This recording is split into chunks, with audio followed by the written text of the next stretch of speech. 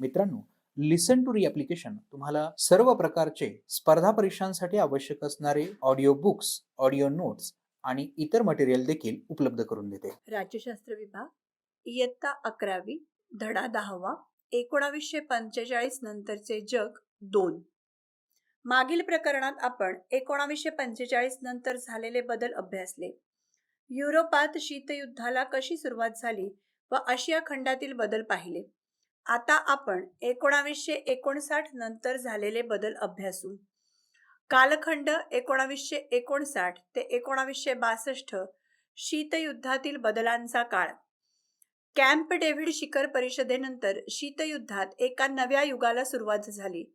या भेटीमुळे शीतयुद्धातील दोन विरोधकांमध्ये एकमेकांबद्दल सद्भावना निर्माण होणे अपेक्षित होते. परंतु अमेरिका व सोव्हिएट रशिया या देशांमध्ये तणाव उत्तरोत्तर वाढतच गेला. 1961 मध्ये सोव्हिएट रशियाने बर्लिनची भिंत उभारायला सुरुवात केली. या भिंतीमुळे पश्चिम बर्लिन हे शहर उर्वरित देशांपासून अक्षरशः तुटले. लोक पूर्व आणि पश्चिम बर्लिनमधून प्रवास करू शकत नव्हते. कुटुंबे आणि मित्रपरिवार एकमेकांपासून विलग झाले. 1962 मध्ये क्युबा क्षेपणास्त्र पेच प्रसंग उद्भवला. ही घटना शीतयुद्धाच्या काळातील सर्वात महत्त्वाच्या घटनांपैकी एक होती. सोव्हिएट रशियाने क्युबामध्ये क्षेपणास्त्र तैनात केली, ज्यामुळे अमेरिकेला थेट धोका निर्माण झाला. उत्तरादाखल अमेरिकेने क्युबाची सागरी नाकेबंदी केली. शीतयुद्धातील प्रतिस्पर्धी अशा प्रकारे प्रथमच एकमेकांसमोर उभे ठाकले. 1945 नंतर पहिल्यांदाच अमेरिका आणि सोव्हिएट रशियाचे नौदल समोरासमोर आले आणि युद्धाची शक्यता बळावली. असे युद्ध झालेच तर ते अणुयुद्ध ठरेल ही भीती निर्माण झाली होती. त्यामुळे या दोन देशांवर तणाव कमी करण्यासाठी दबाव टाकण्यात आला. सोव्हिएट रशियाने क्युबातून क्षेपणास्त्र काढून घेतल्यानंतर परिस्थिती निवळायला सुरुवात झाली. सागरी नाकेबंदी म्हणजे काय? सागरी नाकेबंदी म्हणजे जहाजांना बंदरात अथवा देशात प्रवेश करण्यास रोखणे. हे नौदलाच्या सहाय्याने केले जाते. अमेरिकेच्या नौदलाने क्युबा या बेटाच्या भोवताली नाकेबंदी केली, जेणेकरून कोणतेही आक्षेपार्ह शस्त्र क्युबात जाणार नाही. 1960च्या दशकात तिसऱ्या जगात अनेक महत्त्वाच्या घडामोडी घडल्या. 1961 साली पहिली अलिप्ततावादी परिषद बेलग्रेड येथे भरवण्यात आली. अलिप्ततेची संकल्पना दोन महत्त्वाच्या तत्वांवर आधारलेली आहे: जागतिक घडामोडींबाबत स्वतंत्र दृष्टिकोन आणि शांततेचा दृष्टिकोन. म्हणूनच अलिप्ततावादी देशांनी शीतयुद्ध काळातील युतीपासून स्वतःला लांब ठेवले. कालानुरूप जेव्हा नवीन देश स्वतंत्र होऊन अलिप्ततावाद स्वीकारू लागले, तेव्हा अलिप्ततावाद ही चळवळ म्हणून उभी राहिली. अलिप्तता म्हणजे आंतरराष्ट्रीय राजकारणात राज्यांनी अक्रियाशील व तटस्थ राहावे असे नव्हे.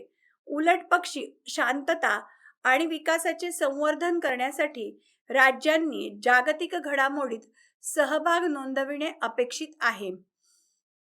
भारताचे जवाहरलाल नेहरू, इजिप्तचे गमाल अब्दुल नासेर, घानाचे क्वामे नुक्रुमा, इंडोनेशियाचे सुकार्नो, युगोस्लोव्हाकियाचे जोसेफ ब्राझ टिटो हे अलिप्ततावादी चळवळीचे संस्थापक होते. माहीत आहे का तुम्हाला? आशिया, आफ्रिका आणि दक्षिण अमेरिकेतील देशांसाठी एकत्रितपणे वापरली जाणारी संकल्पना म्हणजे तिसरे जग. यातील बरेचसे देश पूर्वी वसाहती होत्या. या देशांचे वर्णन विकसनशील, कमी विकसनशील किंवा किमान विकसित देश असे केले जाते. याची महत्त्वाची कारणे म्हणजे औद्योगिकरणाचा हळूवार वेग, साक्षरतेचे प्रमाण कमी असणे आणि लोकसंख्येचे प्रमाण जास्त असणे. अशा अनेक देशांनी अलिप्ततावादी चळवळीत सहभाग घेतला. शीतयुद्धाच्या काळात पाश्चिमात्य भांडवलशाही अर्थव्यवस्था असलेल्या देशांनी अमेरिकेसोबत युती केली. त्यांना पहिले जग असे संबोधले गेले. पूर्वेकडील साम्यवादी अर्थव्यवस्था असणाऱ्या देशांनी सोव्हिएट रशियाबरोबर युती केली. त्यांना दुसरे जग म्हटले गेले. गेल्या 50 वर्षात अलिप्ततावादी चळवळ वाढली. या चळवळीने विकसनशील देशांना आर्थिक व राजकीय हक्क मिळवून देण्यास मदत केली आज ही चळवळ अनेक आव्हानांना तोंड देत आहे. यामध्ये अतिसंहारक शस्त्रांचे निर्मूलन, दहशतवाद वादाविरोधात लढा देणे, मानवी हक्कांचे संरक्षण, संयुक्त राष्ट्रांना अधिक परिणामकारक करण्यासाठी प्रयत्नशील राहणे इत्यादी सारख्या आव्हानांचा समावेश यामध्ये होतो. पहिल्या बेलग्रेड परिषदेपासून चळवळीच्या नियमितपणे शिखर बैठका होत असतात. बेलग्रेड येथे 1961 साली 25 सदस्यांसोबत या चळवळीला सुरुवात झाली. आज सदस्य संख्या 120 वर जाऊन पोहोचली आहे. आमचे असेच ऑडिओ लेक्चर ऐकत राहण्यासाठी तुम्ही या ऑडिओ सोबतच्या लिंकवर क्लिक करून प्ले स्टोअरवरून आपले ॲप्लिकेशन डाउनलोड करू शकता. कोणत्या देशांना अलिप्ततावादी देश म्हणून मान्यता मिळू शकते? 1961च्या बेलग्रेड परिषदेत पुढील निकषांना मान्यता मिळाली. एक असा देश ज्याने वेगळ्या राजकीय व सामाजिक यंत्रणेसह राज्याच्या सह अस्तित्वावर आधारित स्वतंत्र धोरण अवलंबलेले असेल. 2 राष्ट्रीय स्वातंत्र्य चळवळींना पाठिंबा देणारा देश. 3 शीतयुद्धाच्या संदर्भात कोणत्याही बहुपक्षीय करारात सदस्य नसणारा देश. 4 महासत्तावादाशी निगडीत कोणताही द्विपक्षीय लष्करी करार अथवा प्रादेशिक संरक्षण करार न केलेला देश. 5 लष्करी तळ कोणत्याही विदेशी सत्तेच्या, विशेषतः महासत्तेच्या प्रतिस्पर्धी देशांच्या हाती न देणारा देश. कालखंड 1662 ते 1972 देतांतचा पाया. क्युबातील क्षेपणास्त्र पेच प्रसंगाचा शीतयुद्धाच्या धुमश्चक्रीत प्रचंड परिणाम झाला. या पेच प्रसंगामुळे 2 अण्वस्त्रधारी राष्ट्र समोरासमोर उभे ठाकण्याची शक्यता वाढली आणि तणाव कमी करण्याची गरज प्रकर्षाने भासू लागली. अमेरिका आणि सोव्हिएट रशिया यांनी द्विपक्षीय कराराद्वारे तणाव कमी करण्यासाठी अनेक प्रयत्न केले. 2 राष्ट्रांना एकमेकांशी थेट संवाद साधता आला यासाठी दूरध्वनीची हॉटलाईन तयार करण्यात आली. अण्वस्त्र कमी करण्यासाठी देखील अनेक करार केले गेले. 1972 मध्ये अमेरिकेचे राष्ट्राध्यक्ष रिचर्ड निक्सन आणि सोव्हिएट रशियामधील साम्यवादी पक्षाचे जनरल सेक्रेटरी लिओनिड ब्रेझनेव्ह मॉस्कोमध्ये भेटले. दोन्ही राष्ट्रातील तणाव कमी करण्याच्या प्रक्रियेची सुरुवात या महत्त्वाच्या भेटीने झाली. या भेटी दरम्यान आण्विक क्षेपणास्त्रांच्या संख्येवर मर्यादा घालण्यासाठी दोन्ही राष्ट्रांनी करार केले. 1972च्या मॉस्को शिखर संमेलनाने तणाव शिथिलन देतांत पर्वाला सुरुवात झाली. देतांत म्हणजे ताणतणाव कमी करण्याची प्रक्रिया. अमेरिका व सोव्हिएट रशियाने परस्परांमधील ताणतणाव कमी करण्याचे प्रयत्न सुरू केले. या काळात घडलेली अजून एक महत्त्वाची घटना म्हणजे अमेरिका आणि चीन यांच्यातील सुधारलेले संबंध. 1949 साली झालेल्या चीनी राज्यक्रांतीपासून अमेरिकेने चीनच्या साम्यवादी शासनाला मान्यता दिलेली नव्हती. 1972 मध्ये अध्यक्ष रिचर्ड निक्सन यांनी चीनला भेट दिली. चीनला भेट दिल्यामुळे 1972 मध्ये अमेरिकेने चीनच्या साम्यवादी शासनाला मान्यता दिली. चीनने साम्यवाद स्वीकारल्यानंतर अमेरिकन अध्यक्षांमार्फत दिली गेलेली ही पहिलीच भेट होती. देतांत म्हणजे मैत्री नव्हे, ही केवळ ताण कमी करण्याची प्रक्रिया आहे. या प्रक्रियेला हळूहळू सुरुवात झाली. अमेरिका आणि सोव्हिएट रशिया यांनी तणाव कमी करण्यासाठी बरेच पुढाकार घेतले. यामध्ये पुढील बाबींचा समावेश होतो. 1973 साली पॅरिस येथे परिषद घेऊन व्हिएतनाम युद्ध थांबविण्याचे प्रयत्न करण्यात आले. 1975 साली आयोजलेले अपोलो सोयुज संयुक्त अंतरिक्ष उड्डाण करण्यात आले. 3 पूर्व आणि पश्चिम युरोपियन देशांमधील तणाव कमी करण्यासाठी संरक्षण या विषयावर युरोपमध्ये हेल्सिंकी परिषद 1975 घेण्यात आली. अमेरिका आणि सोव्हिएट रशिया सोबतच एकूण 35 युरोपियन राष्ट्रांनी या परिषदेत सहभाग नोंदविला होता. 4 अरब इस्रायल वाद सोडवण्यासाठी अमेरिकेने 1978 मध्ये कॅम्प डेव्हिड येथे परिषद आयोजित केली. अमेरिकन अध्यक्ष जिमी कार्टर, इजिप्तचे अध्यक्ष अन्वर अल सदात आणि इस्रायलचे प्रधानमंत्री मेनकॅन बेनिंग यांनी मध्य पूर्वेतील देशांसाठी शांततेच्या संरचनेवर स्वाक्षरी केली. या परिषदेमार्फत इस्रायल आणि अरब यांच्यातील तणाव कमी करण्याचे प्रयत्न करण्यात आले. या टप्प्यात इतरही अनेक महत्त्वाचे बदल पाहावयाला मिळाले. या बदलांना आर्थिक महत्त्व होते. 1973 मध्ये अरब इस्रायल युद्ध झाले. इस्रायलवर दबाव टाकण्यासाठी अरब राष्ट्रांनी तेलाचे उत्पादन कमी करण्याचे ठरविले. परिणामतः तेलाची किंमत अचानक वाढली. हे सर्व पेट्रोलियम निर्यातदार देशांची संघटना OPEC या संस्थेमार्फत करण्यात आले. त्यामुळे संपूर्ण जगातील तेलाच्या किमतीत वाढ झाली. अजून एक घटना म्हणजे अलिप्ततावादी देशांनी घेतलेला पुढाकार. अलिप्ततावादी गटाने नवीन आंतरराष्ट्रीय आर्थिक व्यवस्थेची मागणी केली. गरीब देशांना जागतिक आर्थिक निर्णय प्रक्रियेत सहभाग घेता यावा हा या मागणीमागचा उद्देश होता. कारण या निर्णय प्रक्रियेवर कायम श्रीमंत देशांचे वर्चस्व राहिले आहे. या टप्प्यात आंतरराष्ट्रीय संबंधात आर्थिक समस्यांना मिळणारे वाढते महत्त्व पाहायला मिळाले. आमचे असेच ऑडिओ लेक्चर ऐकत राहण्यासाठी तुम्ही या ऑडिओ सोबतच्या लिंकवर क्लिक करून प्ले स्टोअरवरून आपले ॲप्लिकेशन डाउनलोड करू शकता. एकीकडे अमेरिका आणि सोव्हिएट रशिया त्यांच्यातील राजकीय वाद निवळत होते. दुसरीकडे तिसरे जग मागण्या मांडताना अधिक सक्रिय झालेले पाहायला मिळत होते. याच टप्प्यात नवीन परिभाषा वापरायला सुरुवात झाली. जगाचे विभाजन करताना आता ते उत्तर दक्षिण विभाजन असे रेखाटले गेले. उत्तर गोलार्धातील श्रीमंत देशांची गणती उत्तर विभाजनात केली गेली, जसे की सोव्हिएट रशिया, युरोप आणि उत्तर अमेरिका. दक्षिण गोलार्धातील गरीब देशांची गणती दक्षिण विभाजनात केली गेली, आशिया, आफ्रिका आणि दक्षिण अमेरिकेतील देश. हा टप्पा आर्थिक परस्परावलंबनाचा देखील होता. येथे मुख्यतः आर्थिक समस्याबाबतीत समन्वय साधला गेला. आर्थिक समन्वयासाठी संघटना निर्मितीचा टप्पा म्हणून याकडे आपणास पाहता येऊ शकते. समन्वयाचा हेतू साध्य करण्यासाठी आर्थिक संघटनांनी व्यापारावर लक्ष केंद्रित केले. सीमा शुल्कांसारखे व्यापारी अडथळे काढून टाकण्याचा यामागील विचार होता. वस्तूच्या अनिर्बंधित व्यापारामुळे लोकांमध्ये एकमेकांप्रती सद्भावना व समन्वयाची भावना जागरूक होईल. मुख्य व्यापाऱ्याच्या करारांना मान्यता देऊन हे केले गेले. या संघटनांना व्यापारी गट असेही म्हटले जाते आणि यांनी मुक्त व्यापाराच्या करारांना मान्यता दिली. उदाहरणार्थ दक्षिण पूर्व आशियाई देशांची संघटना ASEAN आणि युरोपियन युनियन या दोन्ही प्रादेशिक संघटनांनी मुक्त व्यापाराचे करार केले आहेत. व्यापार गट म्हणून NAFTA, north American free trade agreement NAFTA ची स्थापना करण्यात आली. यात कॅनडा, अमेरिका आणि मेक्सिको या देशांचा समावेश होता. याशिवाय अशा काही प्रादेशिक संघटना आहेत ज्यांची निर्मिती संवादाला उत्तेजन देण्याच्या आणि दृढ प्रादेशिक वातावरण निर्मितीसाठी करण्यात आली आहे. आर्थिक व व्यापार विषयक समन्वयाला उत्तेजन देण्यासाठी संघटनांची निर्मिती झाली आहे.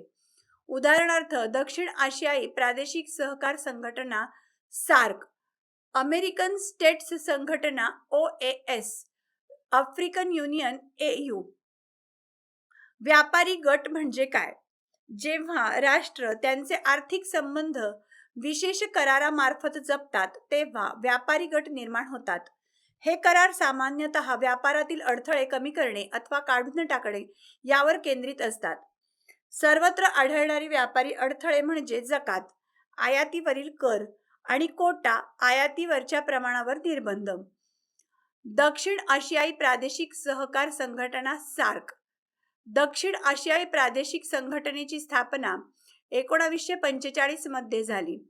सार्कमध्ये एकूण 8 सदस्य राष्ट्रे आहेत: अफगाणिस्तान, बांगलादेश, भूतान, भारत, मालदीव, नेपाळ, पाकिस्तान आणि श्रीलंका. सार्कचे मुख्यालय काठमांडू येथे आहे.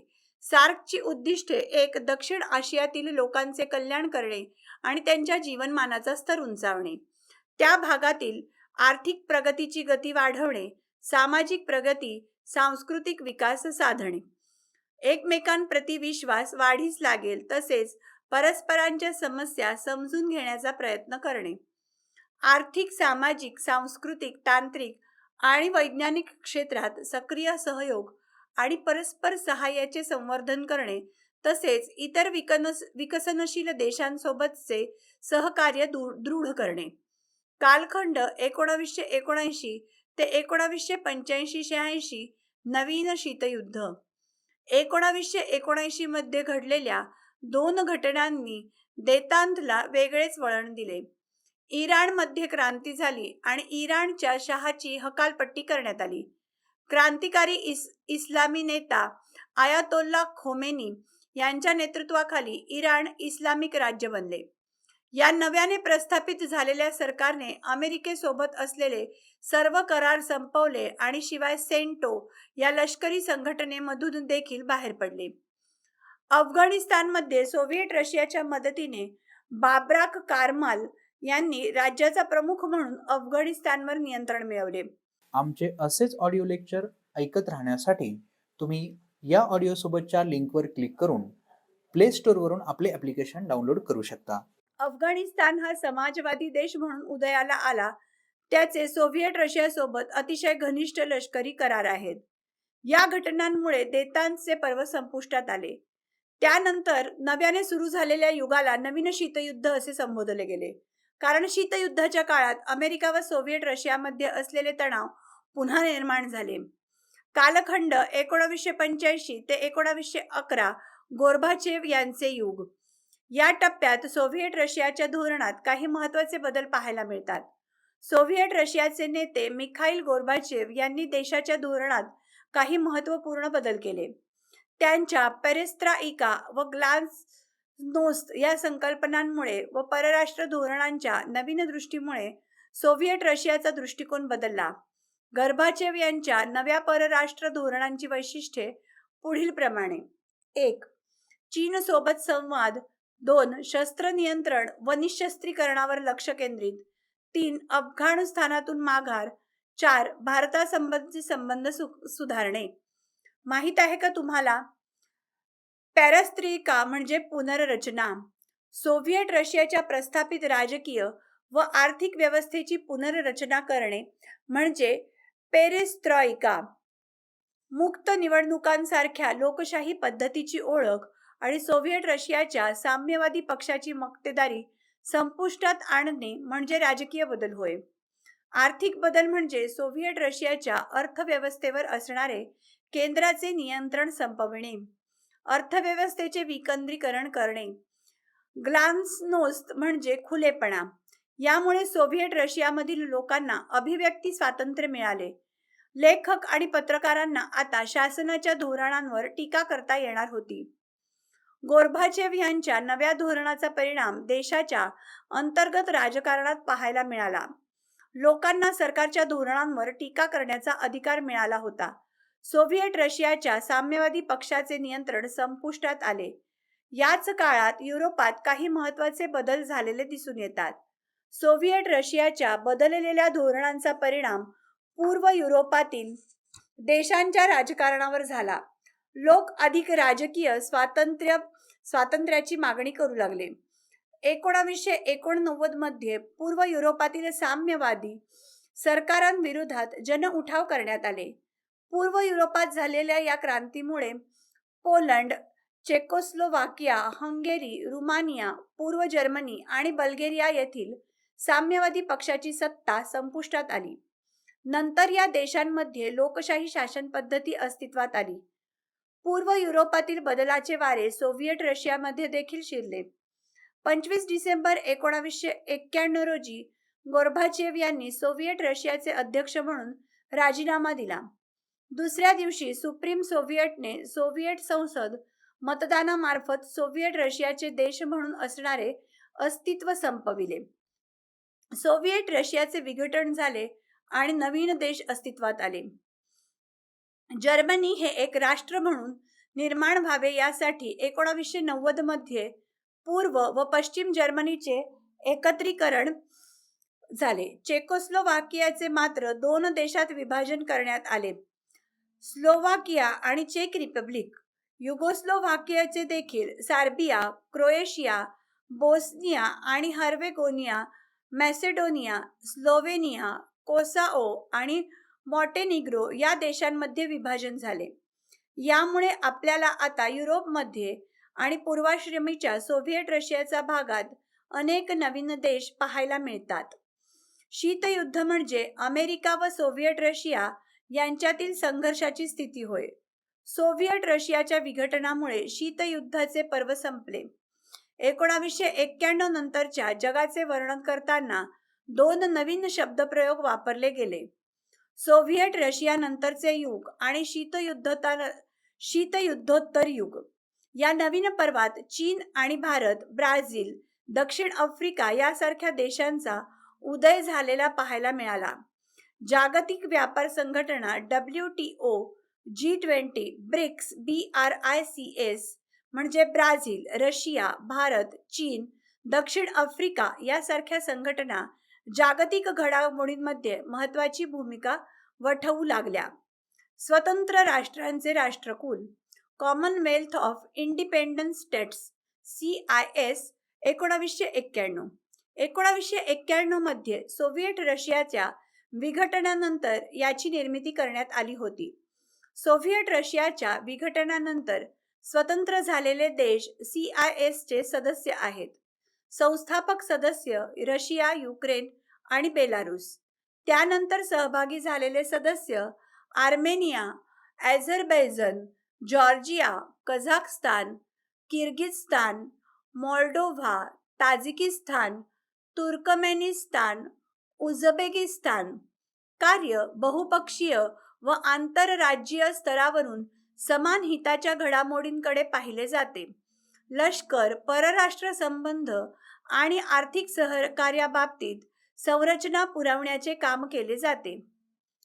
हे व यासारखे इतर बदल आपण पुढील इयत्तेत अभ्यासणार आहोत. लिसन टू री ॲप्लिकेशन तुम्हाला सर्व स्पर्धा परीक्षांसाठी आवश्यक असणारी ऑडिओ नोट्स, ऑडिओ बुक्स आणि इतर मटेरियल देखील उपलब्ध करून देते. चला तर मित्रांनो, भेटूयात पुढच्या लेक्चरमध्ये. तोपर्यंत धन्यवाद.